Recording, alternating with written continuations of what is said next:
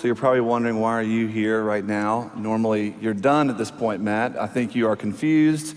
No, I'm not confused. I'm actually preaching today, and I'm very excited. For those that I haven't had a chance to meet yet, my name is Matt. I'm one of the pastors here at Piedmont, and I'm just so honored to be standing here today. It's not often I get to do this, so I'm thrilled, I'm pumped, like Marlon said.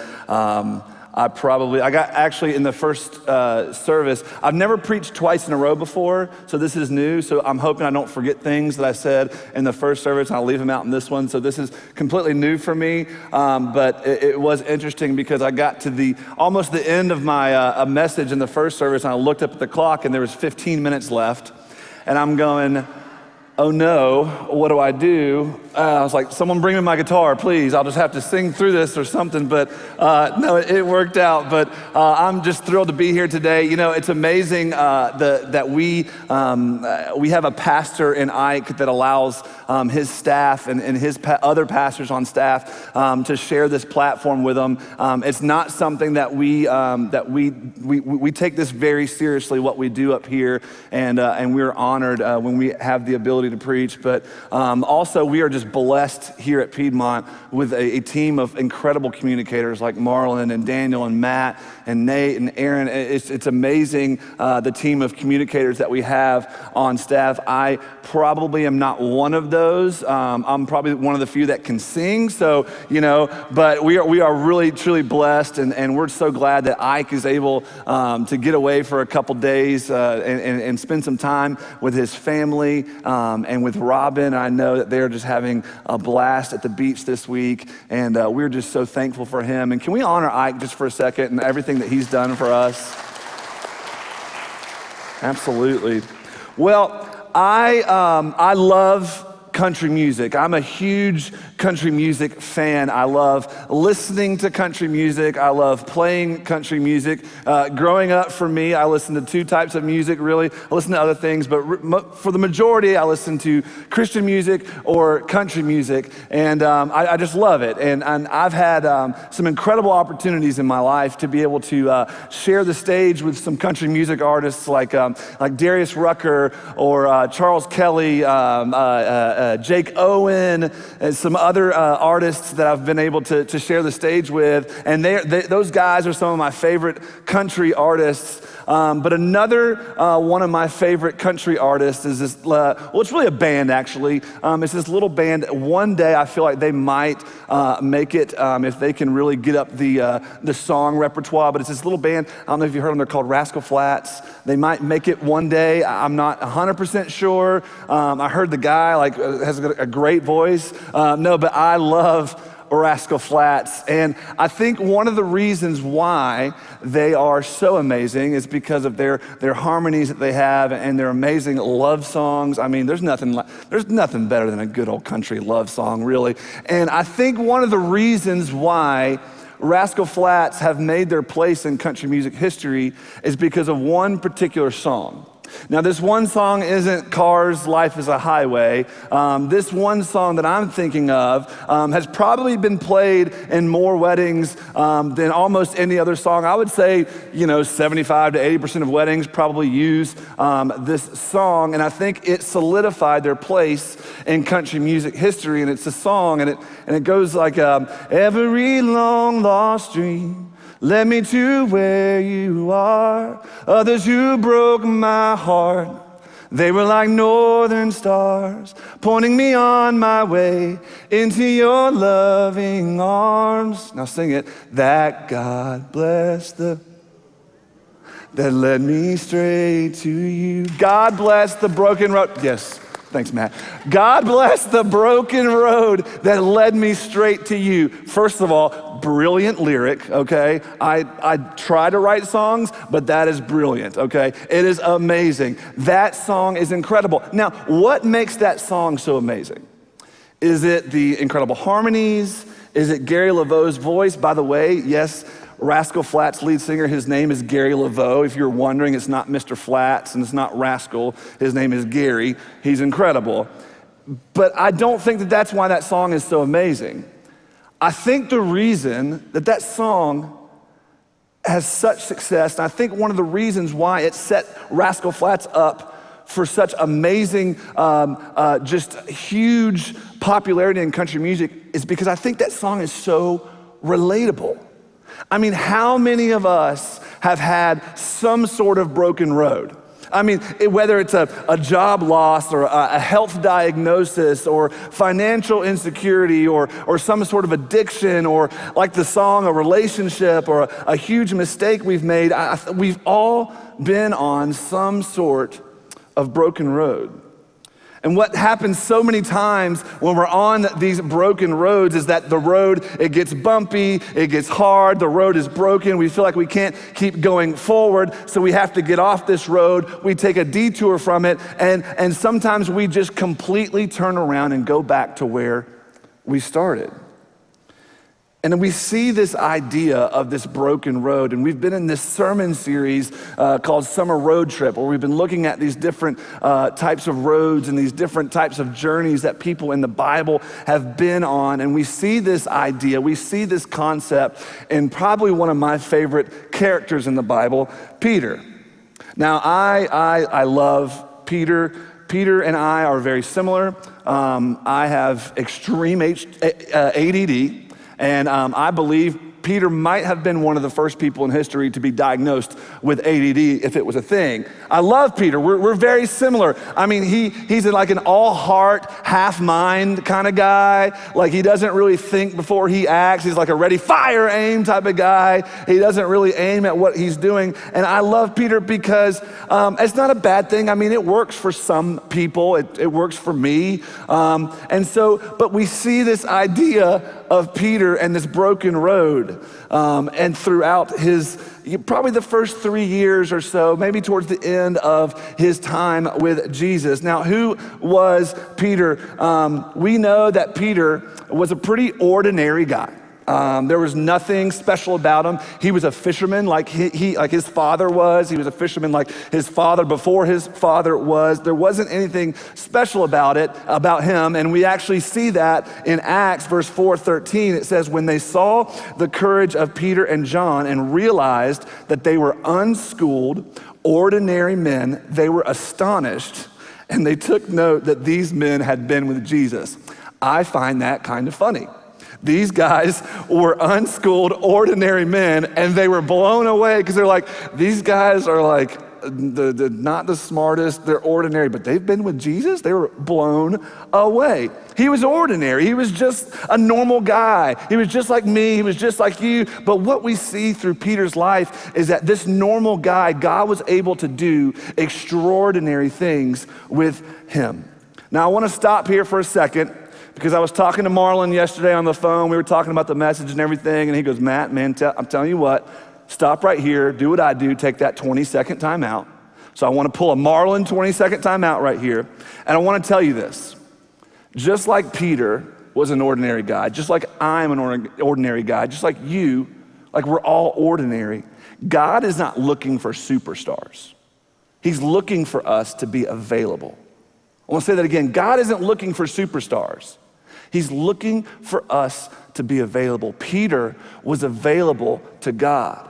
And we'll see that in just a second. And God's criteria for greatness is very different than the world's. Actually, in 1 Samuel verse 16 verse 7, it says, the Lord does not look at things people look at. People look at the outward appearance, but the Lord looks at the heart.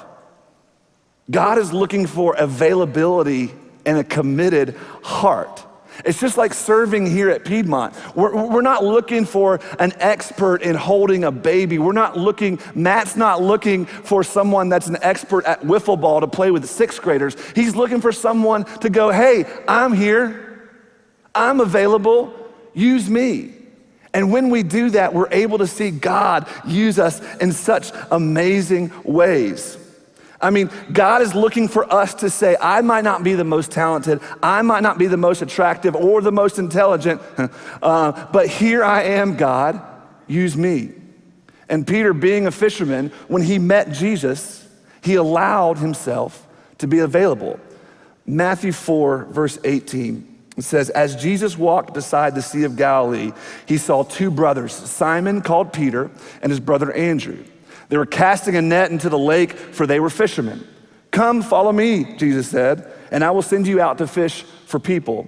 At once they left their nets and followed him. Pretty easy. Jesus said, come follow me. They said, okay, I'm a fisherman, but I'm gonna leave this and come follow you. They were available. And for the next few years, Peter dropped everything he was doing, left his old ways, and he followed Jesus. Now, as we see where we're going in this story, if you're familiar with it, we know that Peter had some up and down moments following Jesus, and we really begin to see that a little bit towards the end of Jesus' ministry here on earth. And we were talking earlier how Peter was kind of a ready, fire, aim kind of guy, all heart, half mind. He had some moments that kind of created this broken road for him. For instance, Matthew 16, 13 through 18. Now, Jesus and his disciples are coming down from Galilee towards Jerusalem. And if you ever get the chance, and hopefully you will have the opportunity to come with us to Israel one day, you realize that when you're going down towards Jerusalem, you're literally like going down. I mean, it is a steep hill. And in this area in Israel, at the time, there were a lot of statues and little pagan god statues around. And I can understand that Jesus, as they're walking down this path towards Jerusalem, they see these statues that people worship. And Jesus sees that and he asks this question. He says, who do people say the Son of Man is? Verse 14, it says, they replied, some say John the Baptist, others say Elisha, and still others Jeremiah or one of the prophets. And in verse 15, he says, well, what about you? Who do you say that I am? And Simon Peter, he says, you are the Messiah, the Son of the living God. Verse 17, Jesus replied, blessed are you, Simon, son of Jonah, for this was not revealed to you by flesh and blood, but by my Father in heaven. And I tell you that you are Peter, and on this rock I will build my church, and the gates of Hades will not overcome it. Wow. If I'm Peter in that moment, I'm feeling pretty good. I'm like, all right, crushed it, man. This is awesome. Think again. Now, if Peter was like me though, I'm just gonna say this, if Peter was like me with the gift of humility, I would probably be like walking like after this happened, and like John, John's the one whom Jesus loved and everything. I'd probably be like, hey John, yeah, you're the one whom Jesus loved, but I'm the rock. I'm the guy he's building the church on. Call me Dwayne Johnson. I'm the rock. But then in the next section, not literally 3 verses down, Jesus is explaining to his disciples what's about to happen, that they're going to Jerusalem, that he's gonna be crucified. And here comes good old, highly confident at this point, ready, fire, aim Peter. Peter took Jesus aside and began to rebuke him. Never, Lord, he said, this shall never happen to you. Jesus turned and said to Peter, get behind me, Satan. You are a stumbling block to me. You do not have in mind the concerns of God, but merely human concerns. One moment, he's the rock, and the next, Jesus is saying, get behind me, Satan, to the guy. I mean, I would be so confused at this point.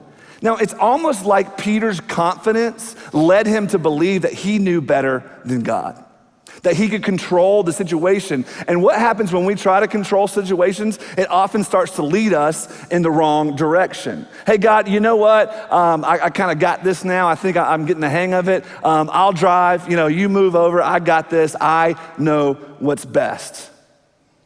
And that's never the case.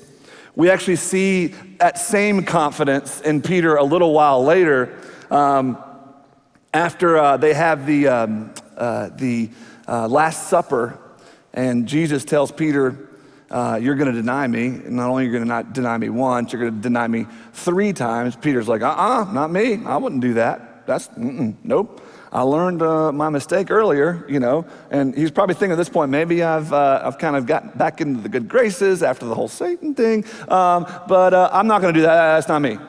And then they end up going to the Garden of Gethsemane, and Jesus asks his disciples to come with him and pray. And the disciples fall asleep in this moment, and Roman soldiers come to arrest Jesus. Now here's good old Peter. Peter's like, you're not arresting him. And he takes his fishing knife, and it actually tells us in the Bible, in Luke actually, that there were 2 swords sitting nearby, but he decides to grab his fishing knife, and he's like, you're not taking him. And he goes to kill this Roman guard, but instead of killing him, he just like cuts off his ear. And I mean, Peter, what are you thinking, man? And Jesus is like, stop it. What are you doing, man? And this road that Peter begins to travel on leads up to his greatest failure. Now, at this point, Jesus is arrested. We know that. And Peter and John follow Jesus to this courtyard where all these things are happening, these trials are taking place. Peter is outside, he's standing outside of this courtyard. He's warming himself around this fire. Now, this fire was a coal-burning fire. So coal-burning fires are normally made for cooking, but Peter is warming himself up around this fire, and here comes this servant girl, and this girl's like, hey, aren't you that guy? Aren't you one of those? And Peter's like, no, that's not me. Mm-mm. No, I think you're one of those guys, you kind of look like him, you talk like him. No, that's not me. No, I think you're one of those dudes. I think you're with him. No, that's not me. No. And in that moment, the scripture tells us that not only did the rooster crow, but Jesus looks right at Peter. And you know what Peter did? He ran away and he cried. There's a lot of shame in Peter in that moment. See, Peter knew he blew it. He knew he messed up. He denied Jesus not once, but he denied him 3 times. And I feel like Peter feels a lot like us when we've messed up. I've blown it. I messed up. How could God ever love me? So what does Peter do? Just like we talked about earlier, Peter says, you know what? I don't think I can recover from this, so I'm gonna go fishing. Basically, after the death, burial, and resurrection of Jesus, the disciples are greeted by an angel, and the angel says, go to Galilee and wait for Jesus there. And now the angel says, go to Galilee and tell Peter. See, I believe Peter might not have gone to Galilee if the angel didn't add that in there, if he didn't say, and Peter. So they all go to Galilee at this point, and they're waiting, and while they're waiting, Peter's like thinking through all these things that he messed up on, his big mistakes, how he blew it, how he denied God, how he cannot recover from this, and he goes, you know what? This has been great. I'm out. I'm going fishing. And Peter was a leader, and we know that because the disciples followed him. And I think one of the things I've learned from that this week in studying this story is that we're all leaders, good or bad. And sometimes our sin, the bad things in our life can affect those around us. It's that whole idea of there are little ears around. Those sins and those things in our life that we've messed up on can affect others. And so Peter goes fishing and all the disciples go with him. Now, by going fishing, Peter was basically saying that he was done. He was finished. He had his chance at following Christ. He blew it. He messed it up. He felt like God could never use him again. And what I've learned from that moment is that whenever we fall down, it lessens our belief that we can't be used by God. The enemy comes in and says, you know what? You've let God down. You've let yourself down. Don't bother going back to God. God's fed up with you. He won't listen. You've blown it for the last time. And we begin to believe those lies. The next thing we know, we find ourselves, just like Peter, going back to the things that we were, back to the things that we did before. Have you ever thought to yourself, I'll just go back to drinking. I can't turn to God. I'll just get back in that relationship again. I know it was bad and I know it was harmful, but how could God possibly love me? I'll go back to my bad thoughts again. I mean, I can't get a hold of this problem. God's probably tired of hearing my excuses. I'll go back to my coping mechanisms. That's where I've always gone for fulfillment and satisfaction anyways. That's where I've always gone to feel better. I mean, what else do I have? I'll just go back to what I know. And I've seen that in my life. I've seen that in lives around us. I mean, you meet somebody, I meet somebody, it's like, hey, well, what do you do? I'm like, oh, I'm a pastor. Like, oh, that's cool. I used to go on mission trips. Used to. Oh, what do you do? Oh, I'm a pastor. Oh, that's cool. I was in FCA in school. Yeah, my brother still goes to FCA. And I see that so many times. I've seen it in myself. I mean, I was a church camp kid growing up. And I mean, I don't know if you went, how many of y'all went to church camp growing up? Anybody? Yeah, okay. I'm like 20-ish years into church camp, and I think I'm retiring soon from church camp. I haven't decided yet. It's just the screaming, the loud music at some point. But I was the kid at church camp who for the first couple days we get there and I'm like, we're in our room, we're like cussing because we thought cussing was really cool. We're flirting with girls. I mean, we're doing all these things, whatever. I mean, we're at camp. I mean, this is fun. And then we get to Thursday, and Thursday was always a special night because the band knew exactly what song to play. The person bringing the message knew exactly what to say, and there'd be this moment, and our hands would raise up, and we were like, yes, we're forgiven. God, we believe in everything you say, and we have like this life-changing moment. And then my favorite part, because you never know what's gonna happen, you go back to like church share time, and it's like open mic night, and it's like, man, I blew it. I messed up. I'm never doing that again. I mean, I've said it so many times. And then not even a few weeks later, what am I doing? The exact same things I was doing before. And that's exactly what Peter did when he went fishing.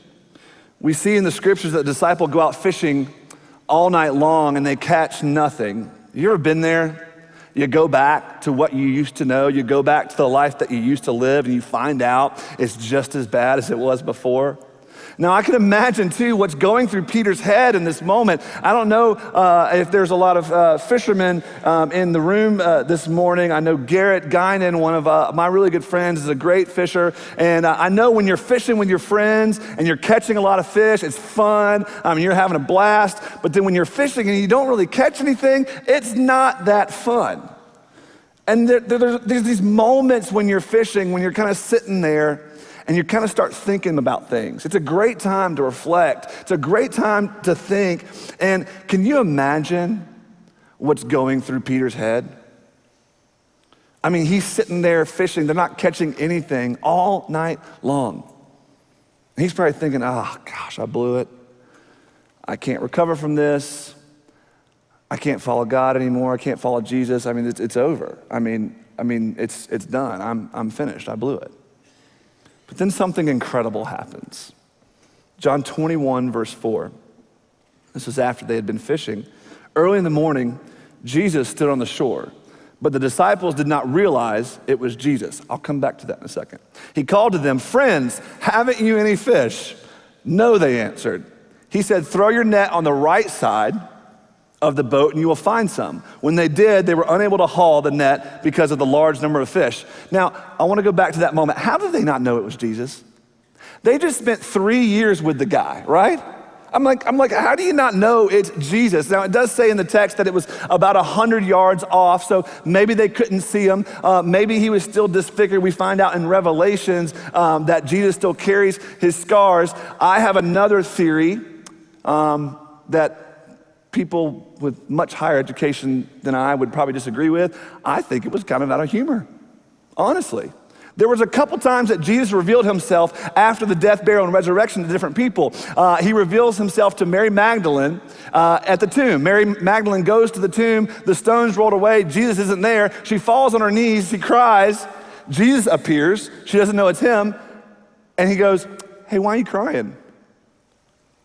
And then, who are you looking for? I find that funny. A few of the disciples are on their way to Emmaus, which is about 7 miles from Jerusalem. They're walking and they're talking about what had just transpired with the death of Jesus, and they're kind of talking about it and going through it, and Jesus appears to them, and once again, they couldn't tell it was him, and Jesus walks up to them and says, hey, what are y'all talking about? I find that funny. I mean, they spent years with him. And it's interesting because I think one of the reasons we know the Bible is real is because you can't make that stuff up. I mean, you just can't. But we find ourselves back with the disciples. Jesus is asking, haven't you any fish? I love their response. No, we haven't.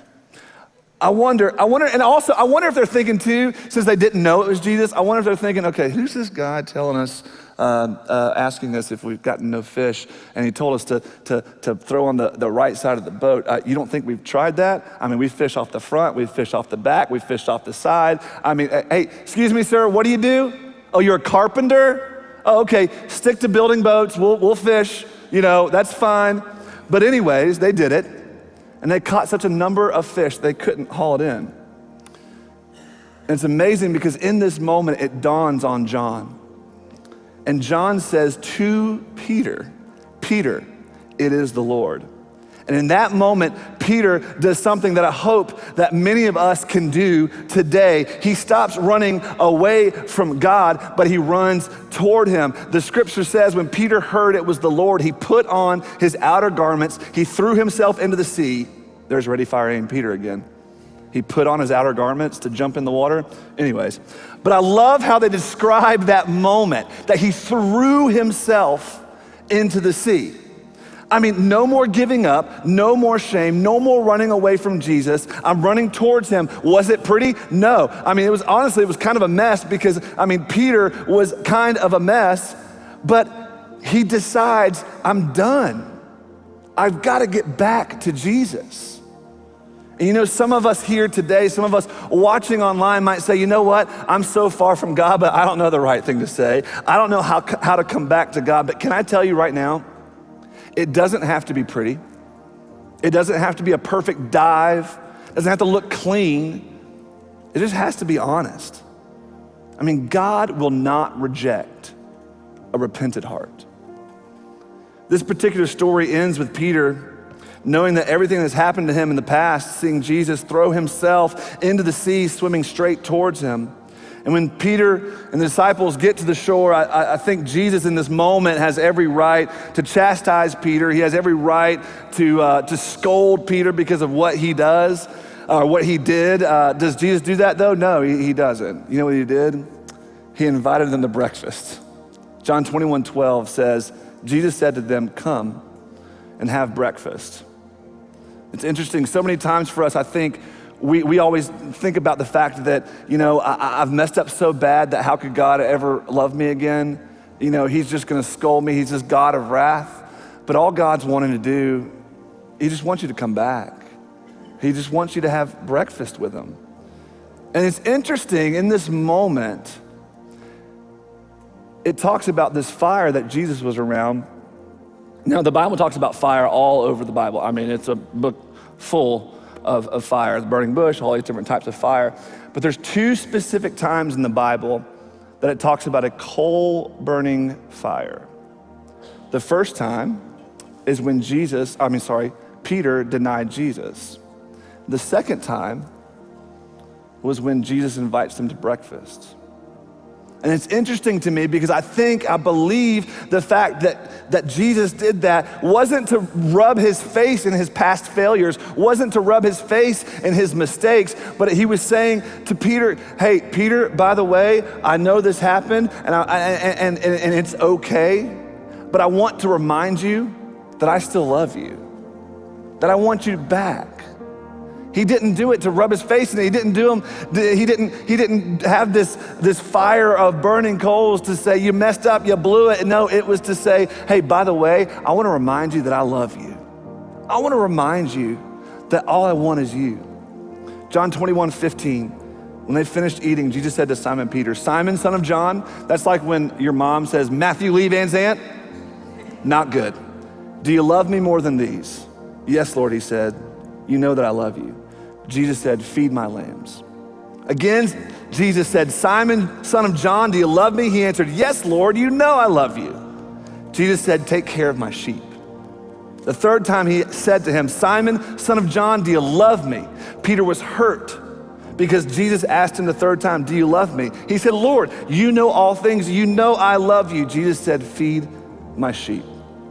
Now it's interesting. I did some research on sheep this week. They're not the brightest tools in the shed, okay?